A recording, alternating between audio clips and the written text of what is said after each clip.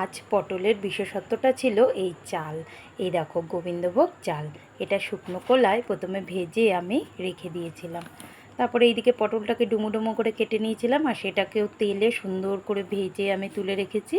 তারপরে গরম তেলে গোটা গরম মশলা, তেজপাতা আর শুকনো লঙ্কা ফোড়ন দিয়ে আমি তার ভেতরে আলু দিয়েছিলাম, আর আলুগুলোকেও লাল লাল করে ভেজে তার ভিতরে নিরামিষ মশলা যেটা হয় জিরে, আদা, লঙ্কা, টমেটো একসাথে পেস্ট করে আমি মশলাটাকে সুন্দরভাবে কষিয়ে নিলাম। আর কষা যতক্ষণ না তেল ছাড়বে ততক্ষণ কষিয়েছিলাম। তারপরে ব্যাস দিয়ে দিলাম একদম জল। এবার জল দিয়ে ফোটার অপেক্ষা। যখনই টকবক করে ফুটতে লাগলো তার ভেতরে আমি চালগুলোকে দিয়ে দিলাম। দেওয়ার পরে এবার চাল ফোটার অপেক্ষায়। চালটা ফুটে উঠলেই ব্যাস তৈরি হয়ে গেল আমার এই পটলের রেসিপিটা, চাল পটল, যেটা কিন্তু খেতে নিরামিষ দিনে ভীষণই ভালো লাগে।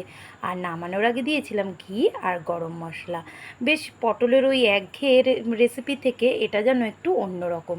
ভিডিওটা ভালো লাগলে একটু লাইক, কমেন্ট আর শেয়ার করো। আর তোমরাও এইভাবে বানিয়ে কিন্তু খেতে পারো। আর কে কে করো এরকমভাবে আমাকে জানিও তো। টাটা।